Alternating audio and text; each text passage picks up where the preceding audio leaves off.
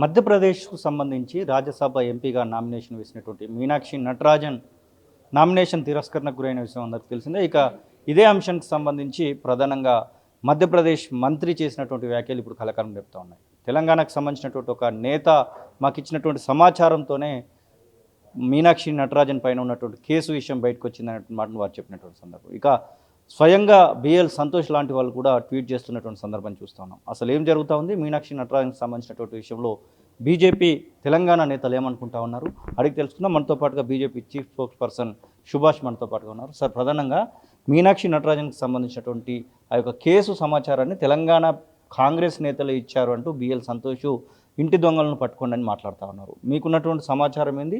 తెలంగాణ నేతలే సమాచారం ఇచ్చారా, బీజేపీ వాళ్ళ నుంచి ఇక్కడి నుంచి వెళ్ళిపోయింది అనుకోవచ్చా? కాంగ్రెస్ పార్టీ, భారతీయ జనతా పార్టీ మోదీ గారు ప్రభుత్వం మీద ఆరోపణలు చేసే ముందు వారి ఫెయిలియర్స్ను కప్పిపుచ్చుకోవడానికి ప్రయత్నం చేస్తున్నారు. ఇప్పుడు రేవంత్ రెడ్డి గారికి ఒక పదవి గండం ఉంది. అదేమంటే ఒక దిక్కు ఖమ్మం బ్యాచ్, ఒక దిక్కు నల్గొండ బ్యాచ్. వీరిని ఎట్లా పదవి నుంచి తీసుకొని అంటే పక్కకు జరిపి వారు ముఖ్యమంత్రి కావాలని చెప్పి చూస్తున్నారు. వీరితో పాటు మధ్యప్రదేశ్లో కేడీ బ్యాచ్ కూడా ఒకటి వచ్చింది కొత్తగా. కేడీ బ్యాచ్ అంటే కమల్నాథ్ను దిగ్విజయ్ సింగ్ ఇద్దరు కలిసి. మీనాక్షి నటరాజన్ గారు రాహుల్ గాంధీ క్లోజు. సో వీళ్ళ ఆటలు సాగుతలేవు, రేవంత్ రెడ్డి గారి ఆటలు సాగుతలేవు, అక్కడ వాళ్ళిద్దరు ఆటలు సాగుతలేవు. ఈమె గాంధీయవాది అని చెప్పి చాలా సింపుల్ మనిషి, మాకు పెద్ద పరిచయం లేకున్నా కూడా సింపుల్ మనిషి అని మీ పేపర్ల మీడియాలో వచ్చి దాని మీద చూస్తున్నాం.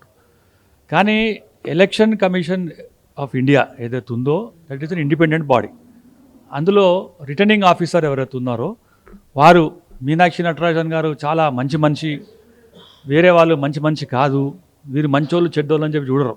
మీరు ఇచ్చిన అప్లికేషన్స్ ప్రకారం అప్లికేషన్స్లో ఫామ్ 26 ఏదైతే ఉందో దాంట్లో నింపి కరెక్ట్ ఉందా లేదా అని చెప్పి చూస్తారు అన్నట్టు. అంతేగాని ఆ ఆరోకును మీనాక్షి నటరాజన్కు ఏం అంటే సంబంధం ఉంటుంది? ఈజ్ ఎ గవర్నమెంట్ ఎంప్లాయీ, ఏమేంటంటే పొలిటికల్ దాని మీద.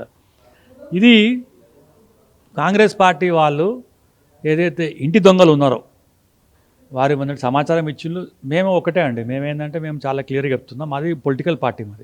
మేము ప్రతి ఎన్నికల్లో పోటీ చేస్తాం, 100% పోటీ చేస్తాం, గెలవాలని చెప్పి పోటీ చేస్తాం. మేము ఊరికే పోటీ చేయాలని చెప్పి పోటీ కాదు. సో అవతల వారిని మేము ఎట్లా ఏంటంటే తక్కువ చేయాలి, వారికన్నా మేము సూపర్ అంటేనే కదా మాకేంటంటే ఓట్లు ఇస్తారు. ఆ ఎలక్షన్ కమిషన్ ఏదైతే ఉందో మన ఏంటంటే రిటర్నింగ్ ఆఫీసర్ ఉన్నారో ఆయనే రిజెక్ట్ చేసిన దానికి భారతీయ జనతా పార్టీకి ఎటువంటి సంబంధం లేదు. ఎస్, మాకు సమాచారం ఇచ్చిళ్ళు, సమాచారం ఇస్తే మరి మీరు మాకు కూడా అధికారం ఉంటుంది కదా, మాకు 100% అధికారం ఉంటుంది. రిటర్నింగ్ ఆఫీసర్ దగ్గరికి పోయి మరి ఇట్లా అప్లికేషన్లో ఇట్లా అదేంటంటే మొత్తం ఏంటంటే పబ్లిక్ డొమైన్లో ఉంటుంది. ఏదైతే అఫిడవిట్ ఇస్తారో పబ్లిక్ డొమైన్లో ఉంటుంది అన్నాడు. మరి ఎందుకు రిజెక్ట్ చేయొద్దు అనే దాని మీద మేము క్వశ్చన్ అడిగినాం, చేసినాం. నిజంగా మాకు కనుక చేతుల అదే పవర్ కనుక ఉంటే ఎలక్షన్ కమిషన్ ఆఫ్ ఇండియా ఆ రిటర్నింగ్ ఆఫీసర్ మా మాట కనుక వినేది ఉంటే మరి కర్ణాటకలో రాజ్యసభలో 2 ఎంపీలు అయినారు కదా, వాళ్ళని కూడా మేము ఏంటంటే రిజెక్ట్ చేసి మా ఏంటంటే ఎంపీలు కావచ్చు కదా భారతీయ జనతా పార్టీలో. మేమైనా వద్దన్నామా? ఒక్క ఎంపీ పోయినంత మాత్రాన మాకు ఎటువంటి డిఫరెన్స్ ఉండదు. అది ఇంటి దొంగలను కాంగ్రెస్ పార్టీయే పట్టుకోవాలి. ఇంటి దొంగలు ఇచ్చిన సమాచారం ప్రకారమే మేము చేసినాం.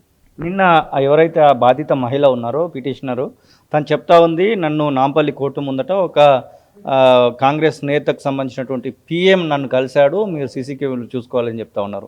మీరు చెప్పేదానికి దానికి ఏమన్నా లీక్ ఏమన్నా చేయబోతా ఉన్నారా?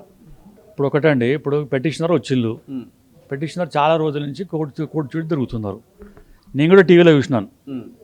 అందులో ఏమంటుంది, ఆమె భయపడుతుంది పాపం. వాళ్ళు వచ్చినారు వీళ్ళు వచ్చినారు పట్టుకోండి అని చెప్తున్నాను. ఎప్పుడు లేని విధంగా 2 సంవత్సరాల నుంచి ఆమె కోర్టు చుట్టూ తిరుగుతున్నప్పుడు ఎవరు రాలేదు.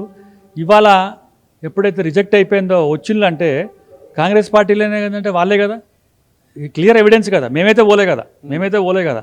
ఆమె మాకు అంటే ఆ కాంగ్రెస్ పార్టీకి సంబంధించిన ముఖ్య నేత ఎవరైతే ఉన్నారో ఆ నేత పిఏ వచ్చి ఈమెకి ఇన్ఫర్మేషన్ ఇస్తేనే అవతల వాళ్ళకి తెలిసింది, మీడియా ద్వారా తెలిసింది అన్నాడు. దాని మీద వాటి మీద ఏంటంటే ఇవాళ కొత్తగా వచ్చి మరి ఆమె మీద ఏంటంటే అంత ఏంటంటే మొత్తం ప్రెషర్ పెడుతున్నారంటే ఇది బెనిఫిట్ ఆఫ్ డౌట్ కింద కాంగ్రెస్ పార్టీ వాళ్ళు చేసినట్టు చాలా మీడియా సమక్షంలో తెలిసిపోతుంది. దాన్ని మా మీద ఎట్లా ఆరోపణ చేస్తారో మేము జస్ట్ ఇంతకుముందు చెప్పినట్టు మేము ఎవ్రీ ఎలక్షన్ సీరియస్గా పోటీ చేస్తాం. సర్పంచ్ ఎలక్షన్ కూడా సీరియస్గా పోటీ చేస్తాం. ప్రధానమంత్రి ఎన్నికలు కూడా సీరియస్గా పోటీ చేస్తాం. మాది పార్టీయే కదా, మాది పార్టీ గెలవాలని చూస్తాం కానీ మేము ఓడిపోవాలని చూడం కదా, ఓలికి నామినేషన్ వేసి పారిపోవాలని చెప్పి చూడం కదా. సో మా మీద నెపం వేసే ముందు మీరు ఒక్కసారి ఇంట్రాస్పెక్టివ్ చేసుకోవాలని చెప్పి భారతీయ జనతా పార్టీ డిమాండ్ చేస్తుంది. నీట్కి సంబంధించినటువంటి విషయంలో మీరేమనుకుంటా ఉన్నారు? అసలు ఆ పేపర్ లీకేజు, ఆ పరీక్షని రద్దు అవ్వడము, దానికి సంబంధించి ఎట్లా చేయబోతా ఉన్నారు? అసలు ఆ బాధిత విద్యార్థులు అయితే ఇప్పటికి కూడా కొట్లాడుతూ ఉన్నారు. కాంగ్రెస్ పార్టీ కూడా దానిపైన ధర్నాలు, రాస్తారోకోలు కంటిన్యూగా చేస్తూ వస్తూ ఉంది. ఇది చాలా ఇబ్బందికరమైన విషయం. ఎందుకంటే పిల్లలు పాపం చాలా రోజుల నుంచి, సంవత్సరం నుంచి పోటీ పరీక్షలో నెగ్గాలని చెప్పి చాలా ఏంటంటే ప్రయత్నం చేస్తుంటారు. అలాగే తల్లిదండ్రులు కూడా త్యాగం చేస్తుంటారు, టీచర్లు, కోచింగ్ సెంటర్లు కూడా త్యాగం చేస్తారు. ఇటువంటి ఇష్యూ నిజంగా అందరూ కూడా, సమాజంలో ఉన్న అందరూ కూడా దీన్ని అరికట్టే ప్రయత్నం చేయాలి. ఇది కేవలం మోదీ గారి ప్రభుత్వం లేకుంటే ధర్మేంద్ర ప్రధాన్ గారు చేసిన, అంటే వారి మీద అయితే ఆరోపణలు చేస్తున్నారో అది కాదు, రాష్ట్ర ప్రభుత్వంలో కూడా మరి బాధ్యత ఉంటుంది అన్నమాట. ఈ నీట్ పేపర్ ఏంటంటే లీక్ అయితే మీరు కూడా ఏంటంటే పోలీస్ వ్యవస్థ ఉంది కదా, ఫ్రెండ్లీ పోలీస్ తెలంగాణలో అంటాం కదా, మీరు ఏంటంటే ముందు ఇక్కడ తెలంగాణ రాష్ట్రంలో ఎన్ని పేపర్లు లీక్ అయినాయి, అసలు పరీక్షలు పెడతాయి కదా ఫస్ట్ ఏంటంటే ఏంటంటే మొత్తం ఏంటంటే లీక్ అయ్యేది, అయినా కూడా లీక్ అయినాయి ఎన్నో.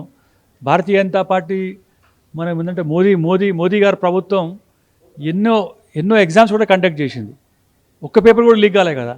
ఇది పునరావృతం కాకుండా చర్యలు ఏంటంటే మొత్తం చర్యలు తీసుకోవాలి. సిబిఐ అప్పగించింది, ప్రధానమంత్రి కార్యాలయం కూడా వీటి మీద దర్యాప్తు చేస్తుంది. వారి సమక్షంలో పట్టినే మళ్ళీ 27 నాడు ఏదైతే పరీక్షలు ఉన్నాయో అది కూడా చేసే ప్రయత్నం చేస్తున్నారు.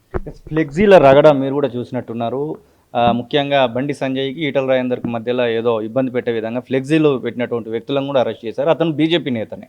అసలు ఇలాంటి సాంప్రదాయం బీజేపీలోకి ఉందా అంటే ఏం చెప్తారు?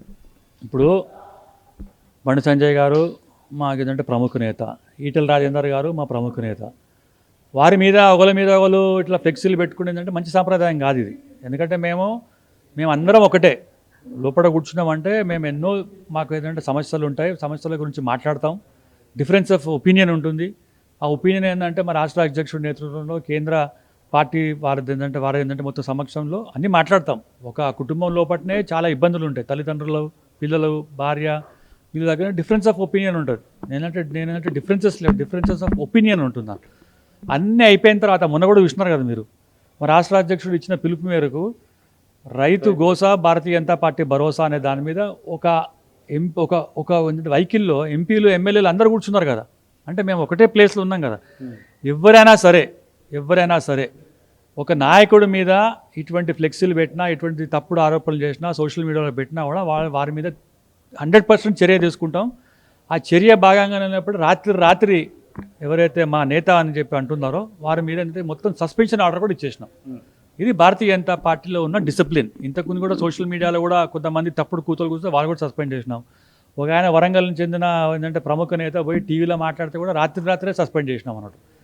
ఎవరి మీద ఎవరు ఆరోపణలు చేయదు. ఏమైనా ఆరోపణలు చేస్తే విధానపరమైన ఆరోపణలు వేరే పార్టీ మీద చేయాలని చెప్పి, వ్యక్తిగతంగా ఆరోపణలు చేయొద్దని చెప్పి మా రాష్ట్ర నాయకత్వం, కేంద్ర నాయకత్వం, భారతీయ జనతా పార్టీ నాయకులు ప్రతి ఒక్కరు కూడా ఇదే మాకు మరి ఏంటంటే నూరి పోస్తుంటారు అన్నట్టు. అంతేగాని పర్సనల్ ఎజెండా తీసుకొని పర్సనల్ టార్గెట్ చేయొద్దని చెప్పి మేము అనుకుంటున్నాం.